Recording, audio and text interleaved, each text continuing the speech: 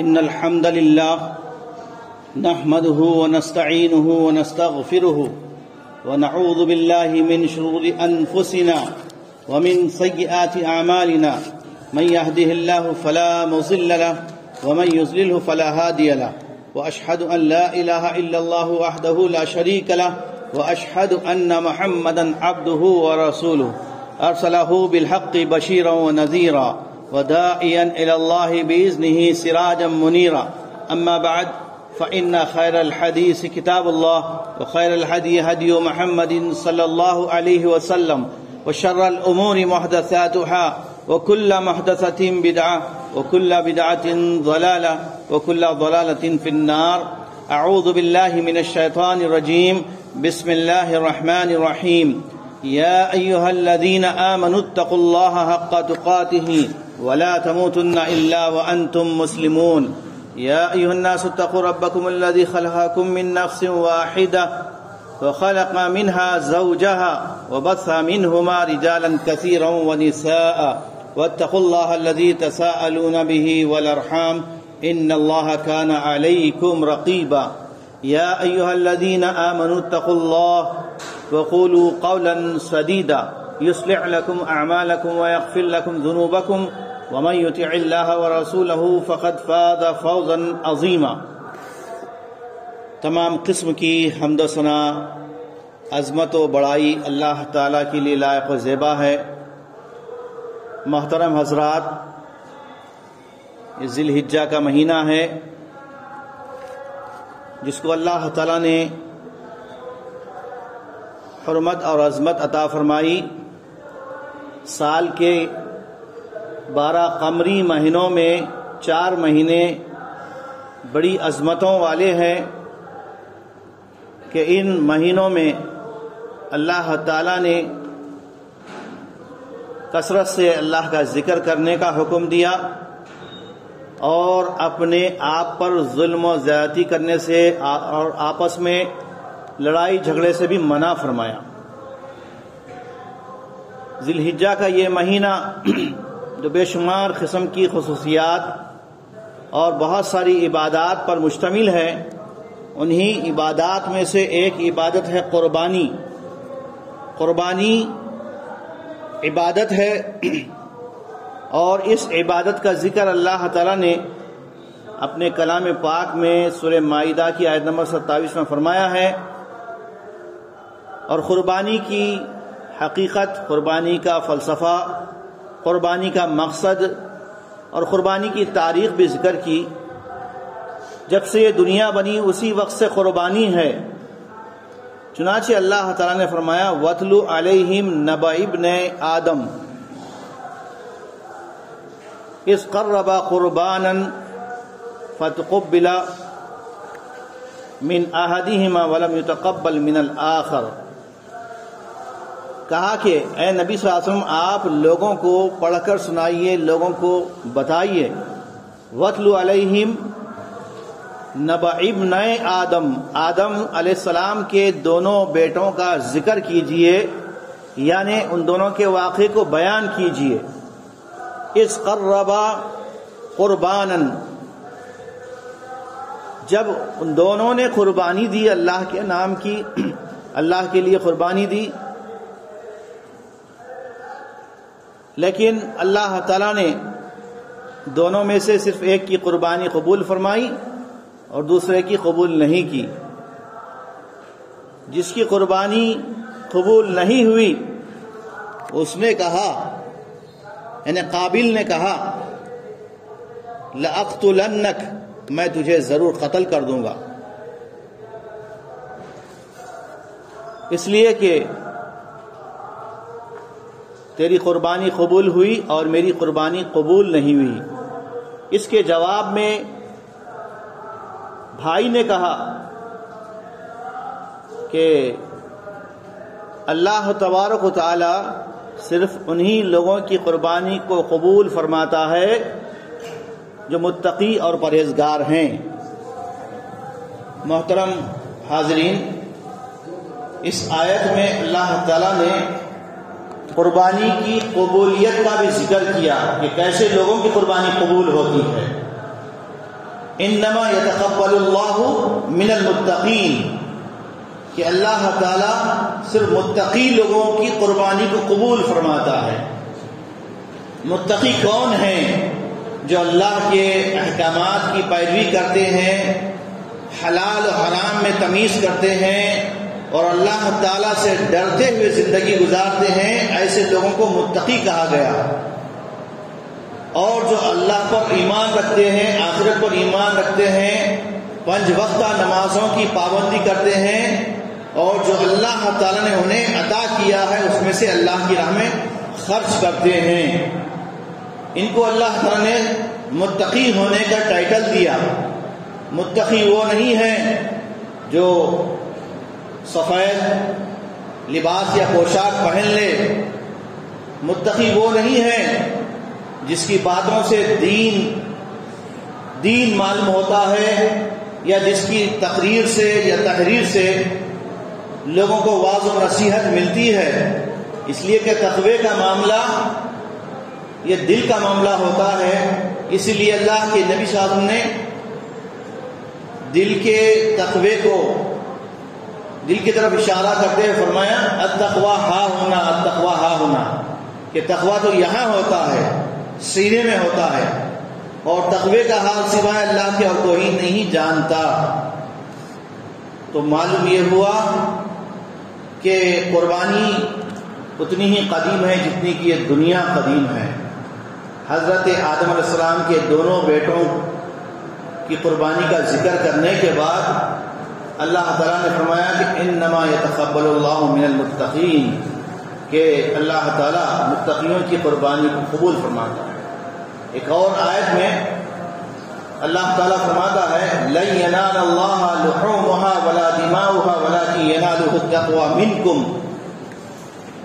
سورہ حج کی آیت نمبر 37 ہے۔ یہ فرمایا کہ لن ینال اللہ لحومها ولا دماؤها ولکن ینالہ التقوی منکم۔ زمانے جاہلیت میں جب لوگ قربانی دیتے تھے جانور ذبح کرنے کے بعد، ان کا یہ عقیدہ تھا یا ان کا یہ تصور تھا کہ جب تک ہم اپنے جانوروں کے گوشت اور اس کے خون کو کعبۃ اللہ کی دیواروں پر نہیں لگائیں گے تو اللہ قربانی قبول نہیں کرے گا، یہ ان کا تصور تھا۔ اس لیے وہ جانور ذبح کرنے کے بعد کعبۃ اللہ کی دیواروں کو زمانے میں لوگ اپنے ذبح کیے ہوئے جانوروں کا گوشت چپکاتے تھے، خون لگاتے تھے، اور یہ سمجھتے تھے کہ اللہ تعالیٰ ہماری قربانی کو قبول کرے گا۔ تو اللہ تعالیٰ نے سورہ حج کی آیت میں فرمایا لن ینال اللہ لحومها ولا دماؤها، اللہ تعالیٰ کو جانوروں کی قربانی کا نہ گوشت پہنچتا ہے اور نہ اس کا خون پہنچتا ہے۔ اللہ تعالیٰ کو ان جانوروں کا گوشت اور اس کا خون نہیں چاہیے، بلکہ اللہ تعالیٰ کیا چاہتا ہے وَلَٰكِن يَنَالُهُ التَّقْوَىٰ مِنكُمْ، وہ تم سے تمہارے دل کا تقویٰ دیکھنا چاہتا ہے کہ تم کس نیت سے، کس مقصد سے قربانی تم نے کی ہے۔ قربانی کا یہ عمل تو انشاءاللہ کچھ ہی دنوں میں کیا جاتا ہے کہ کیا جائے گا۔ تو یہاں پر لوگ یہ دیکھتے ہیں کہ ہم نے اللہ کی راہ میں قربان کرنے کے لیے عمدہ سے عمدہ جانور خریدا ہے، بہت قیمتی جانور خرید کر اس کی فوٹو لے کر اسٹیٹس پہ ڈال کر لوگوں کو، یہ خاندان والوں کو بتایا ہے کہ ہم بہت ہی قیمتی، بہت ہی اچھا جانور قربان کر رہے ہیں۔ اور بعض لوگ قربانی دینے کا ارادہ نہیں ہوتا، لیکن بچوں کی فرمائش ہے، بچے ستا رہے ہیں، بچے تنگ کر رہے ہیں، اس لیے والد جو ہے بچوں کی خواہش پر جانور لا رہا ہے۔ دل کا ارادہ نہیں ہے، نیت نہیں ہے دینے کی، لیکن کیا کریں بچے ستا رہے ہیں۔ اور بعض کے پاس پیسہ رہتا ہے، دولت رہتا ہے، پھر بھی قربانی نہیں دیتے، یہ بھی غلط ہے۔ کیوں نہیں دیتے؟ اس لیے کہ ہمارے اوپر بہت زیادہ قرضہ ہے، ہم کیسے قربانی دیں؟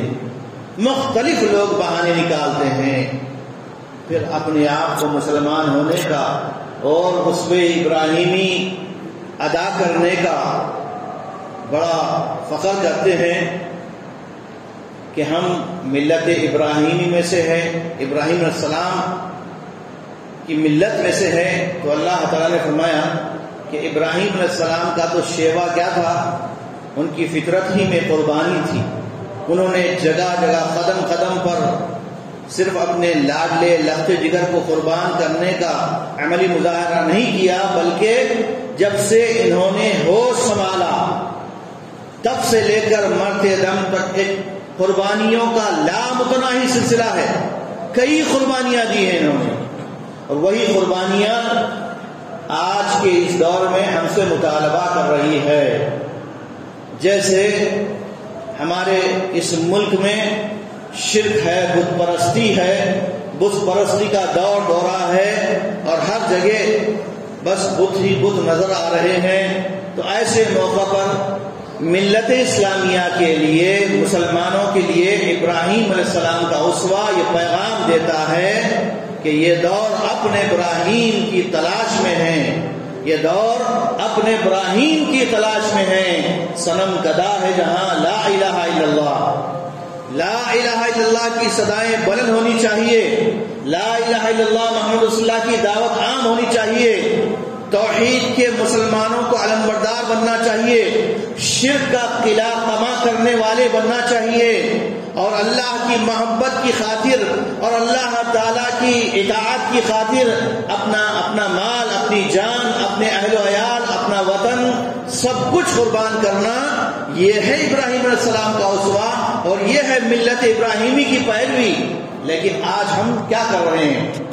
ہمارے اندر اتنے بت ہیں، اتنے جو ہے شرک ہے، ملت اسلامیہ شرک میں ڈوبی ہوئی ہے، تقریباً 90% مسلمان شرک کر رہے ہیں، تو ان کو قربانی دینا ہے، شرک کی قربانی دینا ہے، شرک کو چھوڑنا ہے۔ قربانی کیا ہے؟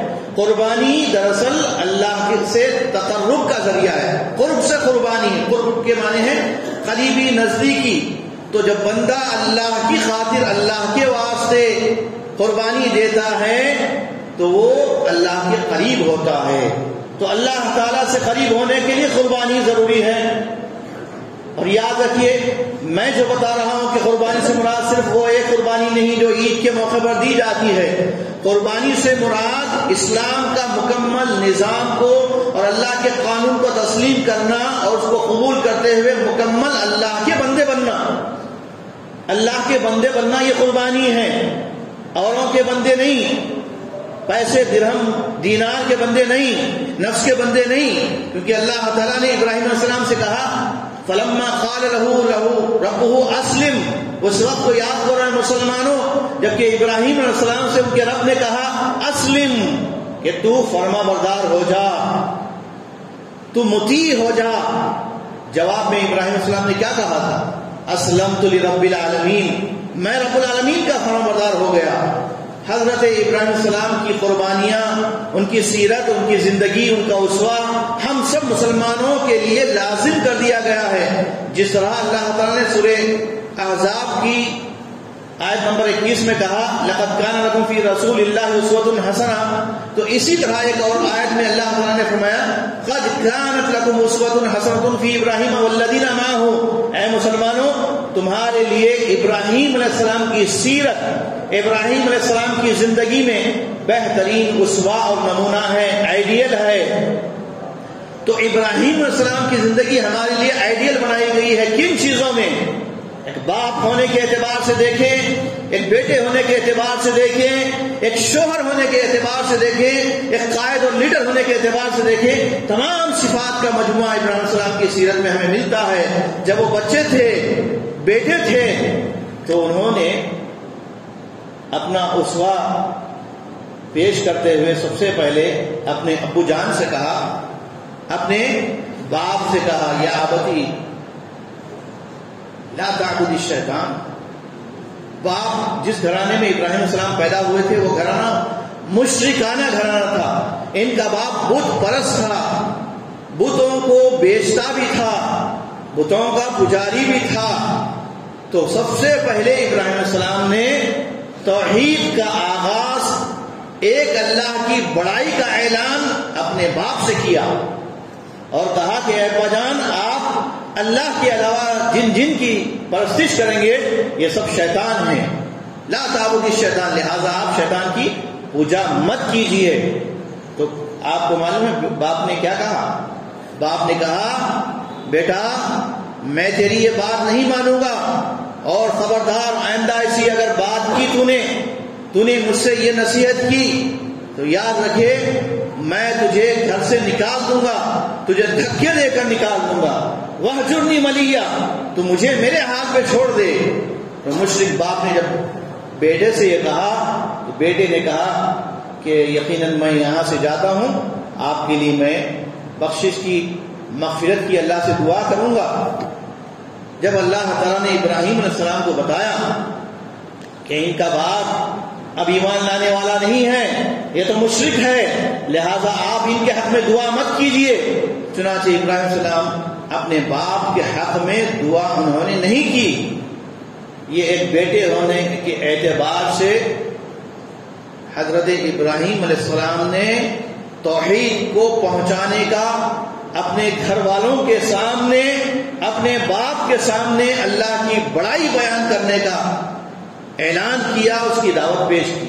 اس کے بعد پھر انہوں نے ماحول کو دیکھا، سماج کو دیکھا کہ سماج معاشرے کی بھی اس سے بری حالت ہے. یہ بھی جو ہے چاند سورج ستارے پتھروں کی اور بتوں کی صنم پرستی کر رہے ہیں.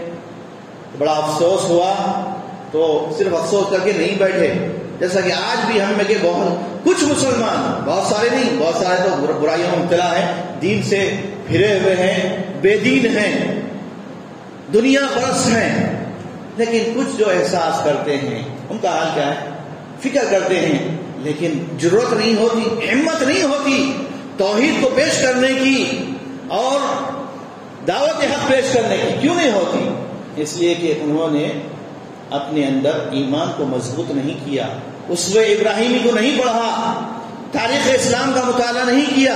حضرت محمد مصطفیٰ صلی اللہ علیہ وسلم نے جس طرح مکہ مکرمہ میں توحید کی دعوت کے لیے تنہا کھڑے ہو گئے، کوئی ان کا ساتھ دینے والا نہیں تھا، خاندان کے لوگ بھی مخالف ہو چکے تھے.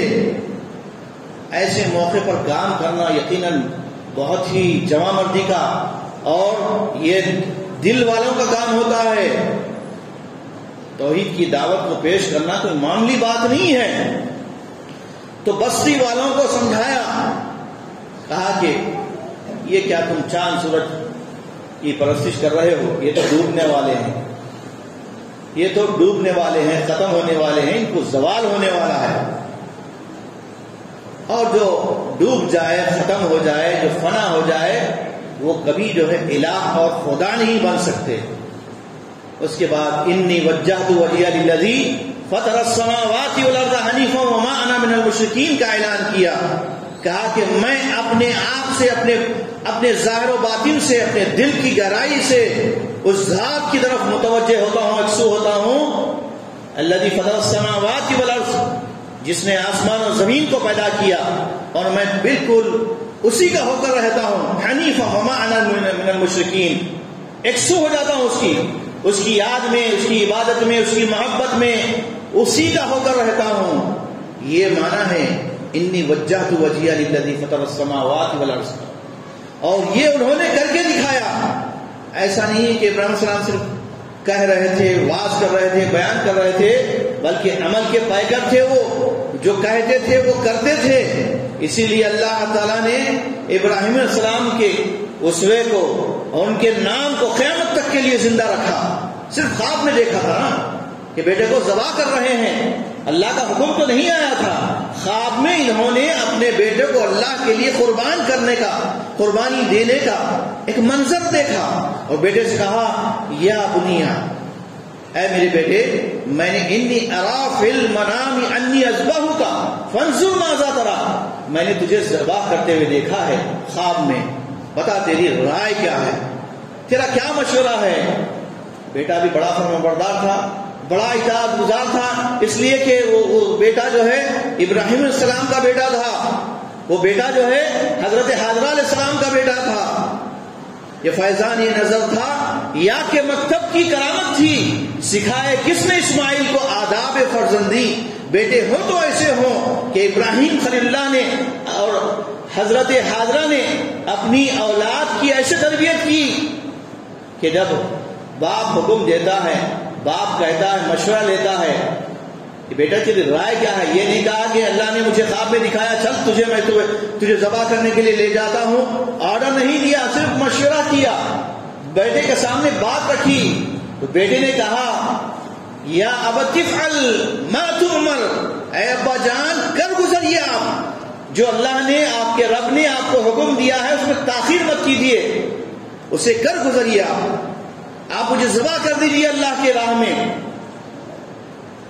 ستجدنی انشاءاللہ من الصابرین، آپ مجھے انشاءاللہ صابرین میں پائیں گے، صبر کرنے والا پائیں گے، میں وہاں پر بے صبرہ نہیں ہو جاؤں گا، میں قربان ہو جاؤں گا اللہ کے لیے، میں اللہ کے لیے قربان ہو جاؤں گا۔ اور اس کے بعد کیا ہوا، آسمان و زمین یہ منظر دیکھ کر دنگ رہ گئے کہ باپ کے ہاتھ میں چاقو ہے، بیٹے کو انہوں نے لٹا دیا ہے اور ذبح کر رہے ہیں۔ ذبح کا منظر جب زمین و آسمان نے دیکھا تو کیا یہ زمین و آسمان بھی اللہ کی مخلوقات میں سے ایک مخلوق ہے؟ شاید اس سے پہلے انہوں نے ایسا منظر نہیں دیکھا، کسی نے نہیں دیکھا، اور کسی نے ایسا کیا بھی نہیں کہ اپنے لخت جگر کو ذبح کر رہے ہیں۔ آج بھی جو ہے ماں باپ اپنی اولاد کو ذبح کر رہے ہیں، لیکن کیوں؟ اس لیے کہ بچے زیادہ ہو جائیں گے تو پالیں گے کون؟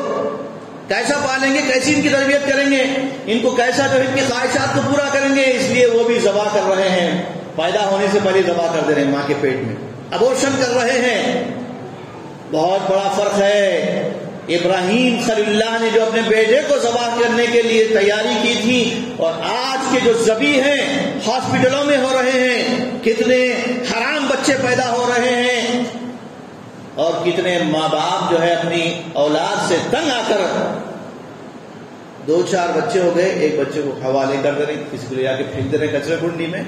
ایسے مناظر ہم کو روزانہ دیکھنے میں آتے ہیں، نیوز میں سننے میں آتی ہیں۔ تو وجہ اس کی یہ ہے کہ آج انسانیت ختم ہو چکی ہے، انسان جو ہے درندہ صفت ہو گیا ہے۔ ماں کو اپنے بیٹوں سے محبت نہیں ہے، باپ کو اپنی اولاد سے محبت نہیں ہے، اور اولاد کو اپنے بڑوں سے محبت نہیں ہے، ان کی اطاعت ختم ہو گئی ہے۔ اس لیے بچہ جو ہے شادی کے بعد ہی اپنا رستہ بدل رہا ہے۔ کل تک تو بڑا فرما بردار تھا اپنے ماں باپ کا، اور جیسے ہی شادی ہوئی اس کے جو ہے تیور بدل گئے، یہ جو ہے بیوی کا دیوانہ ہو گیا، یہ اس کا جو ہے زن مرید بن گیا ہے اپنی خواہش نفس کے لیے۔ اور وہاں ابراہیم السلام نے ایک دفعہ کہا تھا، جب جو ہے گھر میں آ کر دیکھا اسماعیل نہیں ہے، بہو موجود ہے، تو بہو کے لچھن دیکھے، بہو کے عادات و اطوار اخلاق دیکھے، اور کہا کہ جب تمہارے شوہر آئے تو انہیں میرا سلام عرض کرنا اور کہنا کہ گھر کی چوکھٹ بدل دیں۔ وہ ان کی بہو تھی، اچھے کیریکٹر نہیں تھے، اچھے اخلاق نہیں تھے، ایک اچھی بیوی نہیں تھی، اس لیے باپ نے اپنے بیٹے کو ان کے غائبانی میں حکم دیا، بہو سے کہا۔ تو جب اسماعیل علیہ السلام اپنے گھر آئے اور اپنی بیوی سے اپنے باپ کے تعلق سے یہ بات سنی، اپنے والد کے بارے میں، والد نے کہا تھا کہ گھر کی چوکھٹ بدل دیں، تو بہو نہیں جانتی تھی کہ ان کے خسر ہیں۔ کہا کہ اسماعیل نے کہا کہ وہ میرے والد محترم ہیں، اور انہوں نے مجھ سے کہا کہ تمہیں طلاق دے دے، گھر کی چوکھٹ بدل دے، یعنی تمہیں چھوڑ دے، طلاق دے دے۔ تو چنانچہ انہوں نے اپنے باپ کے حکم پر اپنی بیوی کو چھوڑ دیا۔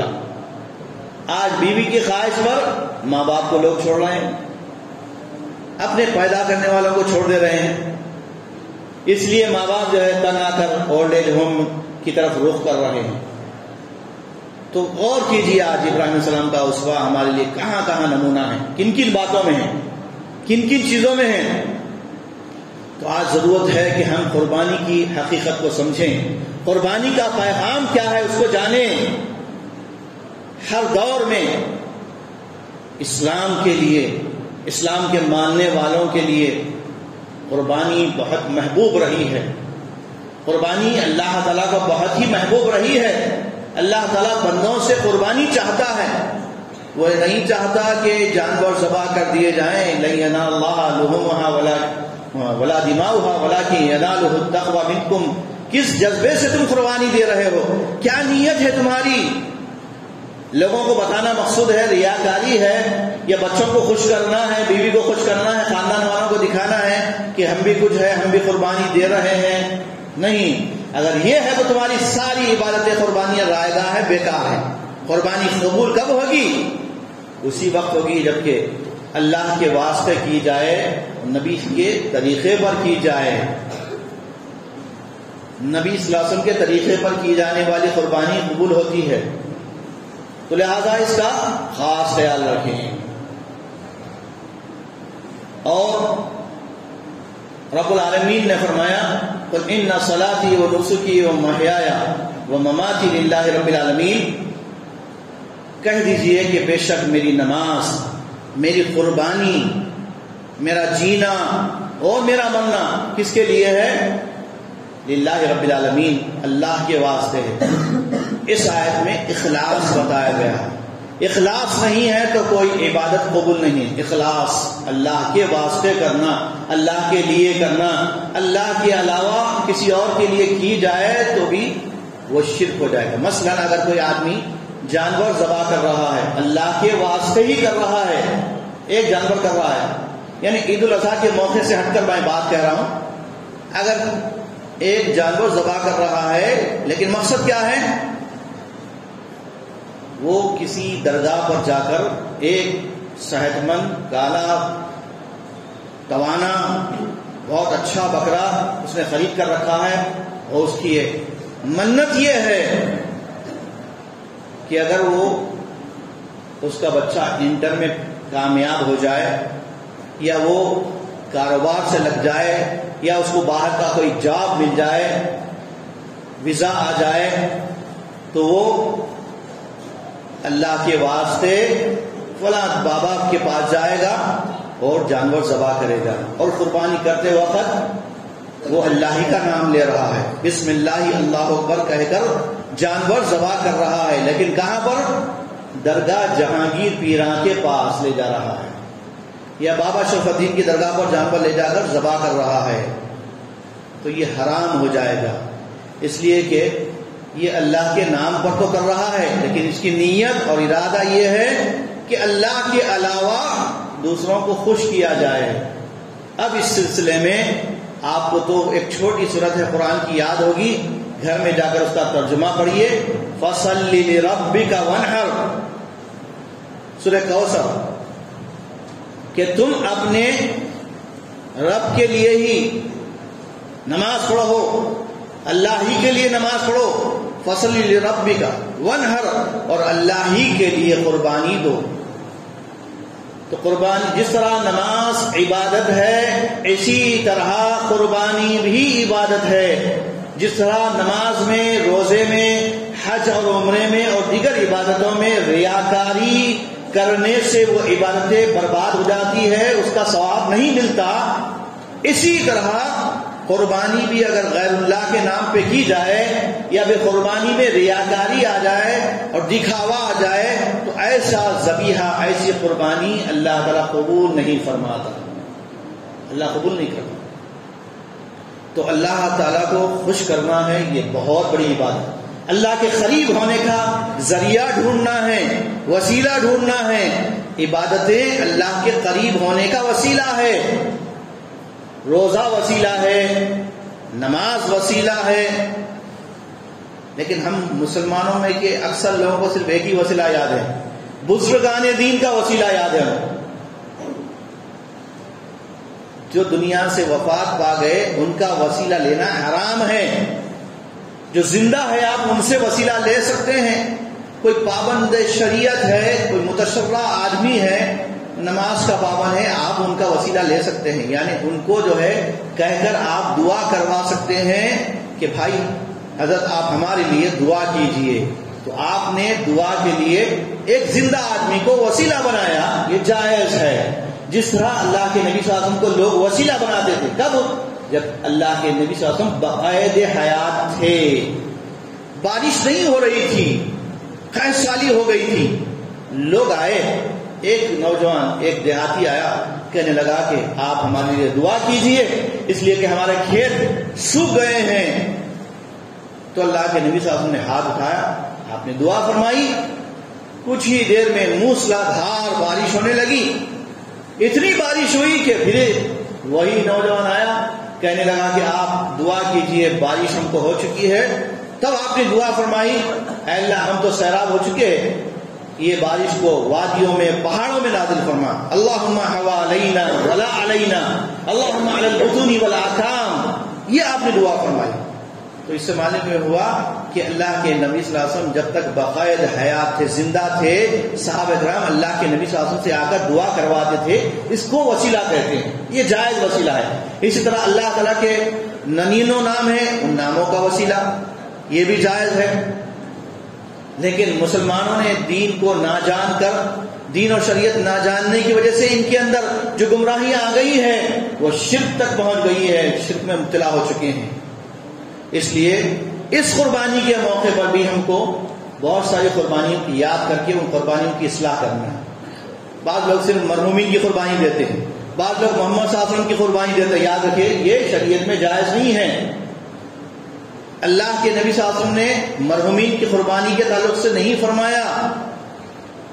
ہاں اگر آپ کے والدین قربانی دیتے تھے اور آپ کو انہوں نے وصیت کی تھی بیٹا تم ہماری طرف سے قربانی دینا، یہ وصیت اگر ہے تو جائز ہے.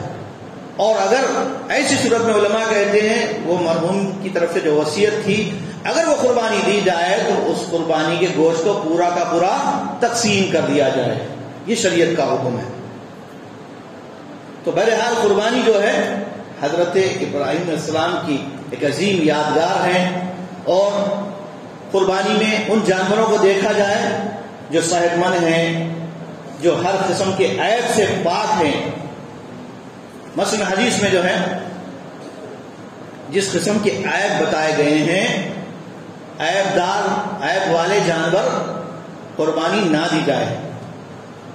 اندھا ہے، لنگڑا ہے، للا ہے، کمزور ناتوان ہے، نحیف ہے، ایسے جانور چاہے وہ آپ بکرے کی یا مینڈے کی قربانی دے یا بیل کی دے یا اونٹ کی دے، کمزور نہیں، صحت مند ہونا چاہیے.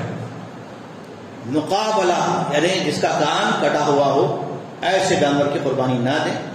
مدابرہ جس کا کان نیچے سے کٹا ہوا ہے، اس کی بھی جائز نہیں. شرقا لمبائی میں کان چیرے ہوئے ہیں. بعض لوگ نشانی کے طور پر جو ریوڑ لے کر آتے ہیں، جانور لاتے ہیں، بعض جانور جو ہے ان کے کان چیرے ہوئے ہوتے ہیں، تو ایسے جانور کو ہرگز نہ خریدیں، ان کی قربانی نہیں ہوگی. خرقہ کان میں گول سوراخ ہے، بڑا سوراخ ہے، اچھا نمایاں طور پر نظر آ رہا ہے، تو اس کی بھی قربانی نہیں دی جائے گی. اسی طرح ارجا لنگڑا، عورا اندھا، مریضہ یعنی بیمار بالکل جو ہے اس کی بیماری بالکل نحیف ناتوان کمزور ہے، ایسا بھی نہیں. الاجفا لاغر اور اس کے جسم پر صرف ہڈیاں ہیں، گوشت نظر نہیں آ رہا، ایسا بھی نہیں. اور خارش زدہ بیمار ہے، کوئی خارش کی بیماری ہے اس کو، اس کا بھی نہیں.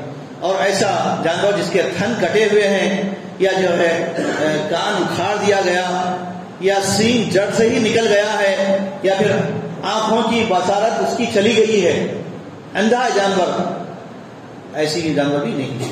اور اتنا کمزور جو ریوڑ کے ساتھ نہ چل سکے، ایسا اٹھ رہا گر رہا، ایسا بھی ناتوان نہ خریدے. تو ان جانوروں کے علاوہ ایک اور بات ہے قربانی میں، نبی صلی اللہ علیہ وسلم نے فرمایا لا تذبحوا الا مسنہ، صرف مسنہ کی قربانی جائز ہے. مسنہ یعنی چھوٹے جانوروں میں بکرا بکری مینڈا مینڈی، اس میں 1 سال مکمل ہو گیا ہو تو، اور جس کے اگلے 2 دانت نظر آئیں، دو داتا جس کو وہ کہتے ہیں وہ مسنہ کہلاتا ہے. اسی طرح گائے میں ہے 2 سال مکمل ہو جائیں تو تبھی وہ مسنہ ہوتا ہے, اور اونٹ میں 5 سال یعنی 5 سال کی عمر ہو تو یہ مسنہ جانور ذبح کرنا, انہی جانوروں کی قربانی قبول ہوتی ہے. اور اسی طرح آپ نے جانور تو خریدا تھا لیکن کوئی عیب بعد میں نمایاں ہوا ہے.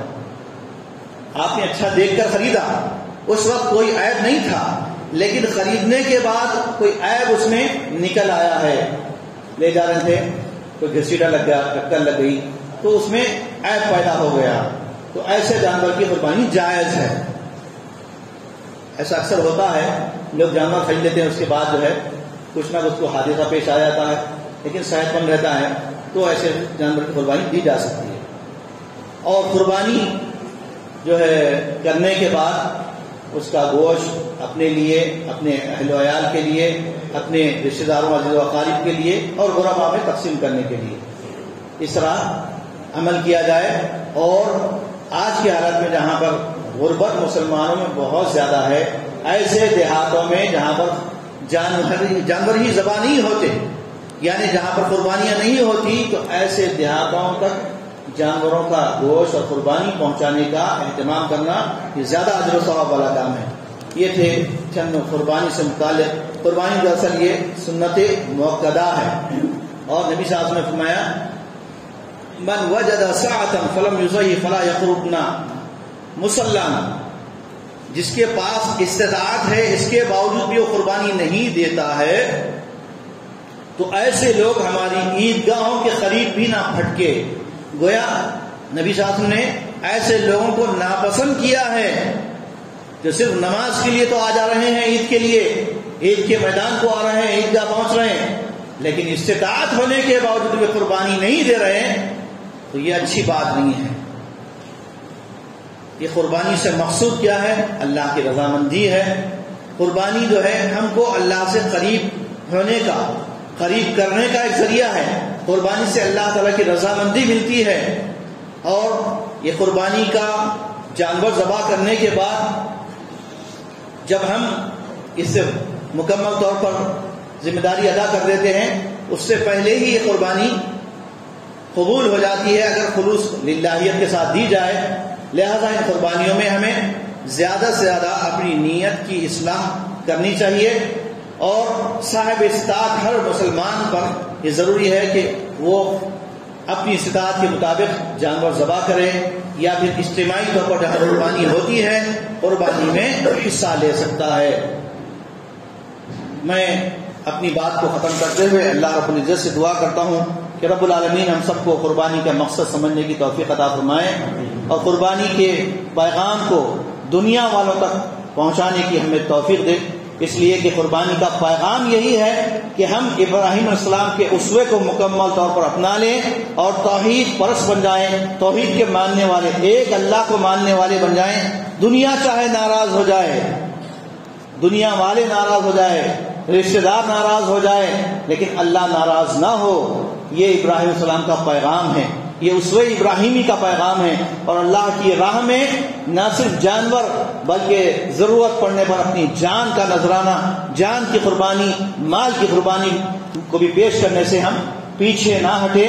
یہ قربانی کا پیغام ہے, یہ قربانی کا مقصد ہے. اس سے ہمارے لیے دنیا میں بھی فائدہ ہے, آخرت میں بھی فائدہ ہے. دنیا کے علاوہ آخرت ہے اصل, اور آخرت کی زندگی اصل ہے. وہاں پر اللہ تعالیٰ وہ انعام دے گا کہ ہم اس کا تصور بھی نہیں کر سکتے. اس لیے دنیا جمانے سے بڑھ کر, دنیا کمانے کی فکر سے بڑھ کر آخرت کمانے کی فکر ہمارے اندر آ جائے, اللہ کو راضی کرنے کی فکر آ جائے, اور اللہ تعالیٰ کو خوش کرنے کے لیے, اس کی رضامندی کے لیے اپنی ہر چیز, لن تنالوا البر حتى تنفقوا مما تحبون, تم ہرگز نیکی کو نہیں پہنچ سکتے جب تک کہ اپنی محبوب چیزوں کو اللہ کی راہ میں قربان نہ کر دو. اپنی محبوب چیز کو کرنا ہے. ہم کیا کرتے ہیں؟ گھسی پیٹی بیکار چیزوں کو اللہ کی راہ میں دیتے ہیں. اترا ہوا باسی کھانا غریب کو دیتے ہیں, تازہ بنا کر خود کھاتے ہیں. یہ ایسے مسلمان نہیں ہوتے. مسلمان تو وہ ہوتا ہے جو اللہ کے نبی نے فرمایا لا یؤمن احدکم حتی یحب لاخیہ ما یحب لنفسہ، اپنے لیے جو پسند کرتا ہے جب تک اپنے مسلمان کے لیے وہ پسند نہ کرے مسلمان نہیں ہو سکتے۔ ہم کو اگر مسلمان بننا ہے، حقیقی مسلمان بننا ہے، تو اللہ کے واسطے، اللہ کی رضامندی کی خاطر قربانیاں دینا ہے، ایثار کا جذبہ پیدا کرنا ہے۔ آج کے حالات میں ہم دیکھ رہے ہیں کہ جو مسلمان پریشان حال ہیں اور پریشان بیماریوں سے پریشان ہیں، قرضوں کے بوجھ دبے ہوئے ہیں، اور کئی ایسے گھرانے ہیں جن کے پاس صرف ایک آدمی کمانے والا ہے، وہ بھی بیمار ہے، تو ایسے گھرانوں کو تلاش کر کے ہم وہاں پر بھی قربانی کا جانور اور اس کا گوشت پہنچائیں، اور جتنا بھی ہو سکے ان کا تعاون کریں، اس لیے کہ تعاونوا علی البر والتقوی، نیکی کے کاموں میں تعاون کرنا، ایک دوسرے کا خیال کرنا، یہ بہت بڑا اجر و ثواب کا کام ہے۔ ہم اس کے عادی بنے۔ اللہ تبارک و تعالیٰ سے دعا ہے کہ رب العالمین ہم سب کو نیکی پر عمل پیرا ہونے کی توفیق عطا فرمائے، ہر قسم کے شر سے، برائی سے اور ہر گناہ سے ہم سب کو محفوظ رکھے۔ آمین۔ وآخر دعوانا ان الحمد للہ رب العالمین۔ سبحان ربک رب العزت